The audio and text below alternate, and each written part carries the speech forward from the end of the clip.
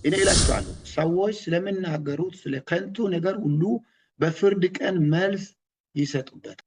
ስለምናገሩት ነገር ከንቱ ነገር ሁሉ ያሰተ ምንድን ነው ሲባል አንደኛ የሌሎችን ወይም የግል መረጃ ያለ ፍቃድ ማሰራጨት he gossip spreads rumors and private information about other without a consent slander ወይም ስም ማጥፋት ለመጉዳት በውሸት ወይም በተንኮል መናገር። ሶስተኛ ኤግዛጀሬሽን ነው ማጋነን ከልክ በላይ አንድ ነገር ሰዎች በቃ ውሸቱን እንደ እውነት አድርገው እንዲቀበሉ አድርገው ማጋነን። ፎልስ ዊትነስ ገንዘብ ሰጥቶ አንድ ሰው ስለ አንድ ግለሰብ ወይም ስለ አንድ ተቋም የሃይማኖት ተቋም ሊሆን ይችላል፣ የፖለቲካል ተቋም ሊሆን ይችላል፣ የመንግስት ተቋማት ሊሆን ይችላል፣ በገንዘብ አንድ ሰውን ገዝቶ ማስወራት። አምስተኛ ፍላተል ማሞጋገስ ከመጠን በላይ ልክ ቦታ መስጠት ለአንድ ሰው ከሰራው ልክ በላይ ማለት የሆነ ዝም ብሎ ስም መስጠት፣ ፎቶ መለጠፍ፣ አንድ ግለሰብን ከፍ ማድረግ። ይሄ ደግሞ አሁን በዚህ በዓለም ብቻ በፖለቲካ ተቋም ሳይሆን በሃይማኖት ተቋማት መጥቷል። በሁሉም ሃይማኖት በሽታ ስለሆነ ዲሰፕሽን ሚስት እያለ ሚስት የለም፣ ልጅ እያለ ልጅ የለም፣ አግብቶ አላገባውም፣ ፍቅረኛ ወይም እጮኛ እያለ የለም። ስለዚህ ማታለል መንፈስ ነው። እሱ ማታለል መንፈስ ይላል ያርቃል። ዕብራይስጥ ማውራት የእውቀት መለኪያ አይደለም። ገና እኮ ስድስተኛ ክፍል ተማሪ ምንም አረብ ሀገር ሄዶ ለስራ ሄዶ እኮ በሶስት ወር ውስጥ ቋንቋ ይችላል። ምንም እኮ ችግር የለም ለመግባባት ማለት ነው። የትኛውን ቋንቋ ሰው ከተግባባ ማወቅ ይችላል። ያ የእውቀት መለኪያ አይደለም። ያንን መቀበል አለብን። እኔ አሁን የእናቴ ቋንቋ አማርኛ አይደለም። አማርኛ ለኔ በበርዝ ያገኘሁት አይደለም። የእናቴ ቋንቋ አለ፣ ወላይትኛ ነው እኔ የምችለው የምናገረው።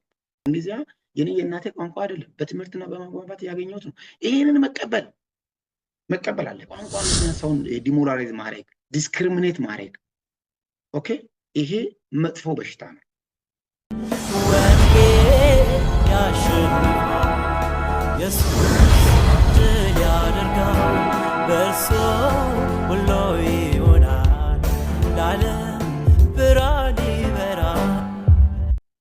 ሰላም ሁላችሁም በጌታ በኢየሱስ ክርስቶስ ስም ሰላም እላችኋለሁ።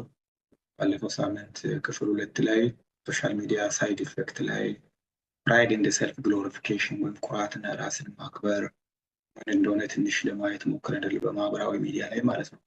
የዛሬው ቪዲዮ አትሊስት 4 ጥያቄዎችን ይመልሳል ማለት ነው። አንደኛ ሰዎች ወሬ ለማሰራጨት ውሸት ለመናገር የሚነሳሱበት መነሻቸው ምንድነው? አንደኛ። ሁለተኛ የሐሰት ወሬ ቤተሰብን፣ እምነትን ወይም የእምነት ተቋማትን፣ የሥራ ቦታን እና የግለሰብን እምነት እንዴት ያፈርሳል? ሶስተኛ መጽሐፍ ቅዱስ ስለ አፋችን ቃላቶቻችን አጠቃቀም ምን ያስተምረናል? አራተኛ የሐሰት ወሬና ውሸትን በማህበራዊ ሚዲያ እንዴት መለየት እንችላለን የሚለውን ለነዚህና ለመሳሰሉት ጥያቄዎች ምላሽ የምታገኙት ይሄን ክፍል 3 ቪዲዮ ስትከታተሉ ብቻ ነው። መጨረሻ ላይ ማስታወስ የምፈልገው ማለት የሁሉም እምነት ተከታዮች ስፔሻሊ በስራ ወይም በትምህርት ምክንያት በውጭ ሀገር የምትኖሩ ከቤተሰብ ተለይቻችሁ የምትኖሩት ይሄ ቪዲዮ በጣም ጠቃሚ ስለሆነ ሁላችሁም እንድትከታተሉ አሳስባለሁ ማለት ነው። ዛሬ ምንድነው አንድ ትንሽ ፓወርፖይንት ሼር ላድርግላችሁና let me share PowerPoint. Okay, I think አሁን ይታያል ብዬ አስባለሁ። ይሄ ጎሲፕ ወይም ላይስ የሐሰት ወሬ ምንድነው ሲባል አንደኛ የሌሎችን ወይም የግል መረጃ ያለ ፍቃድ ማሰራጨት he gossip spreads rumors and private information about other without a consent ስፕሬድ ያደርጋል። የሌሎችን መረጃ ወይም ኢንፎርሜሽን ያለ እሱ ፍቃድ ስፕሬድ ማድረግ ማለት ነው። ሌላው የዚህ የሐሰት ወሬ ምንድነው? የሱ ፓርቱ ምንድነው? ውሸትና እውነትን ያዛባል ማለት መተማመን ያፈርሳል፣ ግንኙነቶችን ያበላሻል፣ ከሰው ጋር ያለው ሶሻል ኢንተራክሽን ማለት ነው። ሁለቱም ድርጊቶች አንድነትና ፍቅርን የሚያበላሹ ተብሎ በመጽሐፍ ቅዱስ ተጽፈዋል ማለት ነው። እነዚህ መሰረታዊ ነገሮችን ከያዝን የሐሰት ወሬ ምን አይነት የሐሰት ወሬዎች አሉ፣ እንዴት ናቸው የሚለው የሱ ታይፖችን እናያለን ማለት ነው።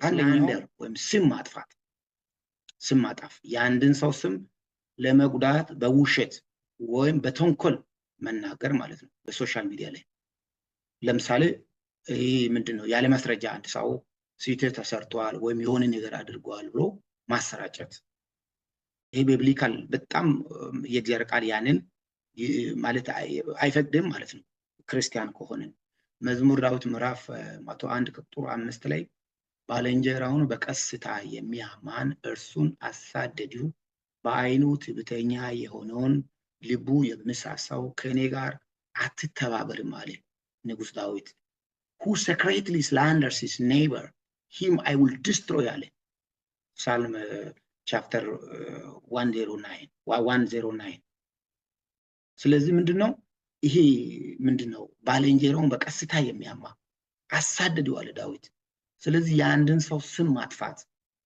ምንም ባልተረጋገጠ ወሬ ላይ እንዲህ ነው ብሎ ስለ አንድ ሰው መረጃ ፎልስ ኢንፎርሜሽን በመስጠት በሶሻል ሚዲያ በተገኘው ማለት ብዙ ተከታይ ባለበት ስለ አንድ ግለሰብ ስለ አንድ ማንነት ያለው ግለሰብ ስም ማጥፋት በእግዚአብሔር ቃል የተከለከለ ነው ማለት ነው አይፈቅድም ማለት የእግዚአብሔር ቃል አይደግፍም አንደኛ መንፈሳችን ያረክሳል ማለት ነው ሁለተኛው ምንድነው ሹክሹክታ ዊስፐሪንግ የሚባለው ዊስፐሪንግ በጣም መጥፎ ነው ደግሞ ምንድነው በምስጢር ነው የሚያወራው ፊት ለፊት ግን ብዙም ስለዚህ ሰው አያወራም ራሱን ደብቆ ነው የሚያወራው በምስጢር ማለት ስለ ሌሎች ሰዎች በጀርባ ነው የሚያወራው አንደኛ ራሱን አይሆንም ይሄን የሚያወራ ሰው ራሱን አይሆንም ሰልፍ ኮንፊደንስ የለውም ለምሳሌ እኔ አሁን ሶሻል ሚዲያ የኔ ስም መስፍን ሊራንሶ ነው የሚባለው በፌስቡክም ላይ በኢንስታግራም ላይ በቲክ ሁሉም ቦታ ላይ ተመሳሳይ ስም ነው ያለው ይሄን የአንድ ሰው ነው ይሄ ሹክሹክታ መንፈስ ያለው ሰው ምንድነው የራሱ ስም አይጠቀምም የሆነ ማይሆን ስም ነው የሚጠቀመው ራሱን ደብቆ ነው የሚያወራው መቼም ሞራል የለውም በቃ ፌክ ስም ብቻ ነው ያለው ሶሻል ሚዲያ ላይ ብታዩ ፌክ ስም ውሸት ነው ውሸት ነው መቼም እውነት ሊሆን አይችልም አንድን ሰው ግለሰብን ለመተቸት ወይም ለመከራከር ስለሱ ሂስ ለመስጠት ወይም ያንን ሰው አድቫይዝ አድርጎ ለመመለስም ይሁን ጥሩ ነገርም ለማውራት መጀመሪያ የራስ መሆን ሰልፍ ኮንፊደንስ ራሱ መሆን አንድ ሰው መሆን አለበት በራሱ ስም ነው መሞገት ያለበት በራሱ ስም ነው ማውራት ያለበት እውነትም ሊሆን ይችላል ስለዚህ ሰው መሞገት በሚችልበት መንገድ ፖለቲካሊ ሊሆን ይችላል በየትኛውም ሃይማኖታዊ ለምሳሌ አንድ ሰው ስለ ሃይማኖቱ በደንብ ማውራት ካስፈለገ ምንድነው መመስከር ካስፈለገ ስለ ሃይማኖቱ እየተረዳበትን ለሌላ ሼር ማድረግ ካስፈለገ ራሱ ሆኖ መገኘት መጀመሪያ በራሱ ስም መምጣት ምንም በሌላ ስም መደበቅ አያስፈልግም ይሄ በጣም መጥፎ እንትን ነው ከእግዚአብሔር ቃል ማለት በእግዚአብሔር ቃል ስናይ ትክክል አይደለም ማለት ነው ምሳሌ ምዕራፍ 16 ከቁጥር 28 ላይ ይሄን ሰው ጠማማ ሰው ይላል መጽሐፍ ቅዱስ ጠማማ ሰው ነው የሚለው ጠማማ ሰው በራሱ መንገድ አይሄድም በሌላ ስም ነው የሚሰጠው ኤክስ ወይም ዋይ የሚባል ስም ይሰጣል በራሱም ነገር አያደርግም በሌላ ሰው ጀርባው ተሸፍኖ ነው የሚሰጠው ሁለተኛ ደግሞ ስለሌላ ሰው በጀርባው ነው የሚያወራው በሶሻል ሚዲያ ሁሉም ሲወጣ ፌክ አካውንት ነው ያለው ስለዚህ ምንድነው ምሳሌ ምዕራፍ 16 ከቁጥር 28 ላይ ጠማማ ሰው ጥልን ይዘራል ጆሮ ጠመኑትን ወዳጆችን ይለያያል አለ የተማመኑትን እርስ በርስ ተማምነው ያሉትን በፍቅር ያሉትን በአንድነት ያሉትን በመተሳሰብ ያደጉትን ያለያያል ለምን ጆሮ ጠቢ እከሌኮ እንዲህ ብሏል ሰበር ዜና እያለ ያሰራጫል ማለት ነው ይሄ ባይብሊካሊ በጣም መጥፎ በሽታ ነው ማለት ይሄ ዊስፐረር ሴፓሬትስ ክሎዝ ፍሬንድስ ይላል ፕሮቨርብ ቻፕተር 16 ላይ ይሄ ሁለተኛው ይሄ የሐሰት ወሬና የውሸት አይነቶች ላይ ሁለተኛው ፓርት ነው የሚይዘው በዚህ ላይ ብዙ ማውራት ይቻላል ግን ብዙ መሄድ አልፈልግም ሶስተኛ ኤግዛጀሬሽን ነው ማጋነን ከልክ በላይ አንድ ነገር በቃ ፎልስ ኢንፎርሜሽን መስጠት ማሰራጨት በቃ የሆነ ድራማ አርጎ ሰዎች በቃ ውሸቱን እንደ እውነት አርጎ እንዲቀበሉ አርጎ ማጋነን ብዙ ተከታይ ባለበት ሚዲያ ላይ ማሰራጨት ውሸት ዜና ይሄ ምንድነው መዝሙር ዳዊት ከቁጥር ምዕራፍ 34 ላይ አንደበትን ከክፉ ከልክል ከንፈሮችም ሽንገላን እንዳይናገሩላል እንደዚህ አይነት ሰው ባይብል ሸንጋይ ነው ውሸት ምንም ምንጭ በሌለበት ላይ ማሰራጨት ብዙም ጊዜኛ ሶሻል ሚዲያን ስንጠቀም ማናቀው ነገር ምንጩ ያልታወቀ ከየት ሶርሱ እንደሆነ ብዙ ሚዲያ ላይ ሳናይ ብዙ ዜና የት ነው የተዘገበው የሚሉን ሳናጣራ ሼር እናደርጋለን ላይክ እናደርጋለን ከዛ በኋላ ሰውየው ሰበር ዜና ብሎ ለጥፏል እኛም ሰበር እያልን ኮሜንት እናደርጋለን ይሄ በጣም መጥፎ ነው ባይብሊካሊ ስናየው ማለት ነው ስለዚህ ወይም ያ ዓላማው ምንድነው ያ ሰው ይሄንን የሚያደርገው ትኩረትን ለማግኘት ወይም የሆነ ሰው ራዕይ ለማግኘት ስም መልካም ስም ለማግኘት ብሎ ይሄ ለራሱ ጥቅም ማለት ነው መጥፎ ዜናን ያሰራጫል። አራተኛው ፎልስ ዊትነስ የውሸት ምስክር ገንዘብ ሰጥቶ አንድ ሰው ስለ አንድ ግለሰብ ወይም ስለ አንድ ተቋም የሃይማኖት ተቋም ሊሆን ይችላል፣ የፖለቲካል ተቋም ሊሆን ይችላል፣ የመንግስት ተቋማት ሊሆን ይችላል፣ ስለ አንድ ተቋም በገንዘብ አንድ ሰውን ገዝቶ ማስወራት የሆነ ነገር ፎልስ ስቴትመንት ሰጥቶ እንደዚህ ብለ አውራ አሰራጨው ብሎ ራሱን ደብቆ ማለት ነው። ይሄ የመጨረሻ ባይብል ሁላችንም ክርስቲያን ነን ምናምን እንላለን፣ ግን ያ በእግዚአብሔር ቃል በጣም አስጸያፊ ነው ማለት ነው። ምንድነው ኦሪት ዘጸአት ምዕራፍ 20 ቁጥር 16 ላይ በባልንጀራህ ላይ በሐሰት አትመስክር አለ። ኦኬ you shall not give a false testimony against your neighbor Exodus 20 verse 16 ላይ ማለት ነው። በአንድ ባልንጀራህ ላይ በምትወደው ሰው ላይ ወንድሜ ላይ በሐሰት አትመስክር። ፍርድ ቤት ሄዶ መመስከር ውሸት ያንን ደግሞ ውሸት ዘገባ ማሰራጨት ብያለሁ ስለ አንድ ሰው ፎልስ ኢንፎርሜሽን ማለት ነው።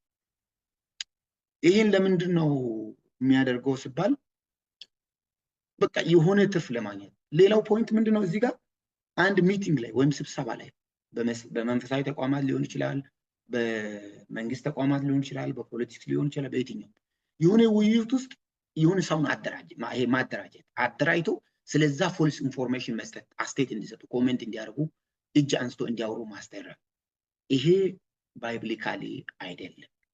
ሶሻል ሚዲያ እና ደግሞ ተጠቅሞ በሶሻል ሚዲያ ማሰራጨት ሰውየው እንዳይነሳ ዳግም ሰው እንዳይሆን ማድረግ ማለት ነው። ይሄ አራተኛ የሐሰት ወሬና የውሸት አይነቶች ናቸው። አምስተኛ ፍላተር ማሞጋገስ፣ ከመጠን በላይ ልክ ቦታ መስጠት ለአንድ ሰው ማለት ይሄ ምንድነው? ሞገስ ማለት እኮ ልክ አለው። አንድ ሰው ከሰራው ልክ በላይ ማለት የሆነ ዝም ብሎ ስም መስጠት፣ አንድ ሰው ሲሄድ ከሚሄዱት ጋር መሄድ፣ ሲመጣ ከሚመጡት ጋር መምጣት፣ እንደገና ሶሻል ሚዲያ ላይ በቃ በጣም ማስተራጨት፣ ፎቶን መለጠፍ፣ አንድ ግለሰብን ከፍ ማድረግ። ይሄ ደግሞ አሁን በዚህ በዓለም ብቻ በፖለቲካ ተቋም ሳይሆን በሃይማኖት ተቋማት መጥቷል። በሁሉም ሃይማኖት ይሸነግላሉ። ምንድነው መዝሙር ዳዊት ምዕራፍ 5 ቁጥር 9 ላይ በአፋቸው እውነት የለምና ልባቸውም ከንቱ ነው፣ ጎሮሯቸው የተከፈተ መቃብር ነው፣ ምላሳቸው ይሸነግላሉ አለ። they flatter with their tongues ይላል ሳልም ላይ ማለት ነው ቻፕተር 5። በምላሳቸው ልባቸው ሌላ እኮ ነው። አንድ በዚህ ላይ አንድ ያው አሁን ወደ አምላኩ ተጠርቷል። በጣም ወዶ አገልጋይ ነው። ወደ አምላኩ ወዷል። ሰው እሱን ስለ አንድ ሰው ከሩቅ አንድ ሰው ሲመጣ ጓደኛዬ ምናምን በሰላም መጣ እንዴት ነህ በጣም ስፈልግ ስወድ ምናምን ካለ በኋላ ሰውየው እንዲዞር ስል ታክሽሪራ ይላል። ያው በሁለተኛ በጣም ያምራል። በአማርኛ አላውቅም እንዴት ኤክስፕሌን እንደሚደረግ። ታክሽሪራ ምናምን ምንድነው? ይሄ ባክ ቢተር ከሩቅ ማለት ፊት ለፊት እንትን ሳይሆን ከፊት በጣም ማሞጋገስ፣ ከኋላ ግን ስለሱ መልካም ነገር ሳይሆን መጥፎ ነገር ማሰራጨት፣ መውጋት ማለት ነው። ይሄ ባይብሊካል አይደለም። ያንን ደግሞ ተደብቆ በሶሻል ሚዲያ ማሰራጨት፣ በሌላ ሰው ስም አድርጎ ወይም በሆነ ሰው አድርጎ፣ እንደገና ደግሞ ከፊት ለፊት ግን በጣም ትልቅ በቃ ያንን ሰው ትልቅ የእግዚአብሔር ሰው ነው እንትን ማድረግ መስጠት፣ ስም መስጠት። እንደገና ደግሞ በፖለቲካ ተቋም ላይ የሚመጣውን ተሿሚን በደንብ በቃ ከፍ ማድረግ ከልክ በላይ ሲሄድ ደግሞ ማንቋሸሽ። ለዚህ ነው ራስ መሆን በሁሉም መልክ ጥሩ ነው። ይሄን ባይብል እንደዚህ ነው የሚያስተምረን። ስድስተኛ ስፕሬዲንግ፣ ይሄ ስፕሬድ ሩመርስ፣ ወሬ ማሰራጨት። ዝም ብሎ ወሬ፣ በሃይማኖት ተቋማት ወሬ፣ በአካባቢ ወሬ፣ በኮሚኒቲ ላይ ወሬ፣ በመስሪያ ቤት ላይ ወሬ፣ እንደገና ሶሻል ሚዲያ ላይ ወሬ። ይሄን ወሬ ደግሞ መለጠፍ ሰው አሁን ተረፍታቶ በቃ ይሄ አንቬሪፋይድ የሆነ ኢንፎርሜሽን፣ ሃርምፉል የሆነ ኢንፎርሜሽን ስለ አንድ ሰው፣ ስለ አንድ ግለሰብ፣ ስለ አንድ ተቋም ማሰራጨት። ሰው ተረጋግቶ እንዳይሰራ ማድረግ፣ ተረጋግቶ እግዚአብሔርን እንዳያመልክ ማድረግ፣ ተረጋግቶ የእግዚአብሔርን ወንጌል እንዳያሰራጭ ማድረግ። ወሬ፣ መጥፎ ወሬ ስለ አንድ ግለሰብ ስለሚግቡ፣ ስለ ሽንኩርት፣ ስለ በቃ ማይሆን ነገር ለመስማት የሆነ ብዙ የሚከብድ ነገር ከሱ ጋር ማይሄድ ነገር ማለት ኤክል የሚባል የሃይማኖት ተቋም ስም ጠርቶ የክለ የሚባል ሰውየው እንዲህ አድርጓል ምናምን ተራ ነገር ማይ ይሄ አድሚኒስትሬቲቭ ቢሆን ኢሹ እዛ አስተዳደር ጉዳይ ላይ መግባት ማያገባ ውስጥ መግባት ማለት ነው። በማያገባ ውስጥ ገብቶ ትንተና መስጠት፣ ማሰራጨት፣ ሌሎችን ማሰናከል፣ መንፈስን መረበሽ በሁሉም ሃይማኖት ተቋም ያንን ተቋም የሚደግፍ ይመስላል። እውነተኛ ሰው ከሆነ በእግዚአብሔር ቃል በመጽሐፍ ቅዱስ ያንን ሰው መሞገት፣ ትክክለኛውን ነገር ማሳየት እንጂ የሆነ ሃይማኖት ስም ይዞ የሆነ ሃይማኖትን ደግሞ እንትን ማድረግ እንደገና ዓለም ተቋማትም ላይ እንደዚህ ማለት በቃ የሆነ ማሰራጨት፣ ውሸት ዜና ዘገባ መስጠት ይሄ ትክክል አይደለም። ዘጸአት ምዕራፍ 23 ላይ ሐሰተኛ ወሬ አትቀበል፣ ሐሰተኛ ምስክርነት የምትሆን ዘንድ ከኃጢአተኛ ጋር እጅን አታንሳ። ይሄ የእግዚአብሔር ትእዛዝ ነው።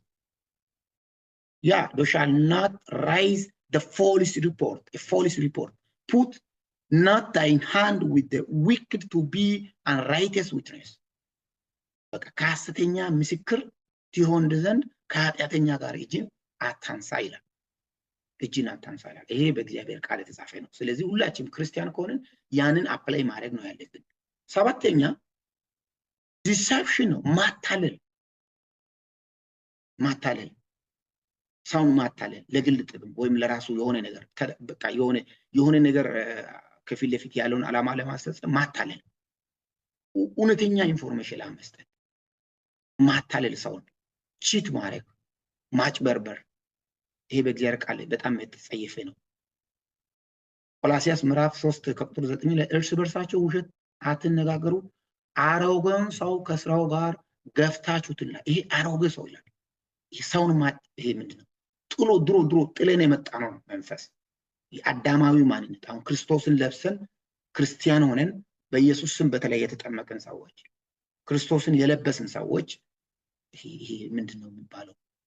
ውሸት፣ ማታለል፣ ማስመሰል፣ ማጭበርበር እነዚህ ባይብሊካል አይደሉም ማለት ነው። በእግዚአብሔር ቃል የተጻፉ አይደሉም፣ በእግዚአብሔር የሚደገፉ አይደሉም። So do not lie to each other since you have taken off your old self ይላል። ይሄ የውሸት አሮጌ ሰው ማለት ነው። አሮጌ ሰው አስወግዳችሁታል ይላል፣ ገፋችሁታል ይላል። ስለዚህ ይሄ በጣም መጥፎ በሽታ ስለሆነ ዲሰፕሽን በብዙ መልክ መግለጽ ይቻላል። ትዳር ያለው ትዳር የለም ማለት ይሄ ብዙ ጊዜ ያው ክርስቲያን ባልሆኑ ሰዎች ክርስቲያንም ላይ አሁን ያው ቆማ ነው ማለት ሚስት እያለ ሚስት የለም፣ ልጅ እያለ ልጅ የለም፣ አግብቶ አላገባውም፣ ፍቅረኛ ወይም እጮኛ እያለ የለም፣ ኦኬ ብር እያለ የለም፣ የሌለውም አለ፣ ውሸት ማለት ነው። ስለዚህ ማታለል መንፈስ ነው። እሱ ማታለል መንፈስ ይላል ያርቃል። ስለዚህ ምሳሌ ምዕራፍ 12 ከቁጥር 24 ላይ ተጽፏል። ውሸተኛ ከንፈር በእግዚአብሔር ዘንድ አጸያፊ ነው ይላል። አጸያፊ። እውነትን የሚያደርጉ ግን በእርሱ ዘንድ የተወደዱ ናቸው። አጸያፊ ህይወት። ሁላችንም ግን ይሁዱ ቸርች ነዳለ ሁላችንም ነው በእግዚአብሔር ፊት ራስን ክርስትና መኖር ነው ባይዘይ መኖር ለመኖር መሞከር ማለት ነው። ሁሉ ማለት እኔም አሁን ተናጋሪ ብቁ ሆኜ አይደለም፣ በእግዚአብሔር መንፈስ እግዚአብሔር ያስችለኛል ብዬ ነው፣ እግዚአብሔር ያስተማረኝ ነው ለሌላ ለትውልድ ማስተላለፈው። ሁላችንም ያው እየተማርን ራሳችን አፕዴት እያደረገን የምንኖርበት ህይወት ነው ክርስትና። ስለዚህ አንዱ ከአንዱ ተሽሎ ተገኝቶ ሳይሆን በእግዚአብሔር ቃል ያለውን እውነታውን መናገር አስፈላጊ ስለሆነ ነው። ስለዚህ ራሱን የተሻለ ለመምሰል ቁልፍ ነገርን መተው በማታለል ውስጥ ማለት ነው። መዳንን ይተዋል፣ እውነትን ይተዋል። ይሄ ትራስትፉልነስ የሚባል በጣም በሰው ህይወት ውስጥ የተገረገረው ይተዋል። ሆነስቲ የሚባለው ይሄ ሆነስት መሆንን ይተዋል ማለት ነው። ይሄ ማታለል ህይወት ዲሰፕሽን መጥፎ በሽታ ነው። ሌላው ይሄ ማከሪ ማዋረድና ማሳለቅ፣ ሰውን ሰው ማሳለቅ በሶሻል ሚዲያ በጣም በቋንቋ ማሳለቅ። ለምሳሌ አክሰንት ሊኖር ይችላል። የሆነ ቋንቋ አውቆ በቃ የእውቀት መለኪያ አይደለም ቋንቋ ፎር ኮሚኒኬሽን ቋንቋ መግባቢያ ነው። በስፒች ምክንያት ሶሻል ሚዲያ ፖስት በማድረግ በንግግር በሱ ስም ይሄ ሜሜ መስራት ምናምን መቀለድ፣ ይሄ በጣም ይሄ ሞክሪ ባይብሊካሊ በጣም መጥፎ ነገር ነው። አንድ ሰው ከፈለገ የትኛውን ቋንቋ ሊናገር መፍቱ ነው። እንግሊዝኛ አንድ ሰው መናገር የእውቀት መለኪያ አይደለም። አማርኛ መናገር የእውቀት መለኪያ አይደለም። ሌላ ቋንቋ ፈረንሳይኛ፣ ዕብራይስጥ ማውራት የእውቀት መለኪያ አይደለም። ገና እኮ 6ኛ ክፍል ተማሪ ምንም አረብ ሀገር ሄዶ ለስራ ሄዶ እኮ በ3 ወር ውስጥ ቋንቋ ይችላል። ምንም እኮ ችግር የለም። ቋንቋ ለማወቅ ብዙ እንትን አያስፈልግም። ሳይንስ ከሆነ ነው በሱ በዲግሪ በምናምን የሚያስመርቀው። ቋንቋ ግን ፕራክቲስ ነው። ለመግባባት ማለት ነው። የትኛውን ቋንቋ ሰው ከተግባባ ማወቅ ይችላል። ያ የእውቀት መለኪያ አይደለም። ያንን መቀበል አለብን። እኔ አሁን የእናቴ ቋንቋ አማርኛ አይደለም። አማርኛ ለኔ ዲስ ኖት ፈርስት ነው፣ በበርዝ ያገኘሁት አይደለም። የእናቴ ቋንቋ አለ፣ ሁለተኛ ነው እኔ የምችለው የምናገረው። ይሄ በትምህርት በምናምን ያገኘሁት ነው፣ በመግባባት ያገኘሁት ነው። እንግዲያ የእናቴ ቋንቋ አይደለም፣ በትምህርትና በመግባባት ያገኘሁት ነው። ይሄንን መቀበል አለብን። ይሄን ደግሞ ምንም ችግር የለውም። አንድ ሰው በሚችለው ቋንቋ ተናግሮ መግባባት ከቻለ ማስረዳት ከቻለ ዳስ ኦኬ። ይሄ በቋንቋ ምክንያት ሰውን ዲሞራላይዝ ማድረግ ምንድነው? የሰውን ኮንፊደንስ እንዲያጣ ማድረግ፣ ዲስክሪሚኔት ማድረግ፣ ሰው ራሱን የሚችለውን ነገር እንዳያወራ ማድረግ፣ በሶሻል ሚዲያ መቀለድ፣ ሚሜ መስራት፣ ኦኬ። ይሄ መጥፎ በሽታ ነው። አሁን ቻይኖች እንግሊዝኛ መናገር አይፈልጉም። ብዙዎች የራሳቸውን ቋንቋ ነው የሚያሳድጉት። ምንድነው? ህንዶች የራሳቸውን ቋንቋ ነው የሚያሳድጉት። ፍራንስ ብትል ፍራንሰኛ ነው የምናገሩት፣ አይፈልጉም። ስፓኒሽ ተናጋሪዎች ስፓንኛ ነው የምናገሩት። እንግሊዝኛ አልተናገርክም የሚል የለም። ኦኬ።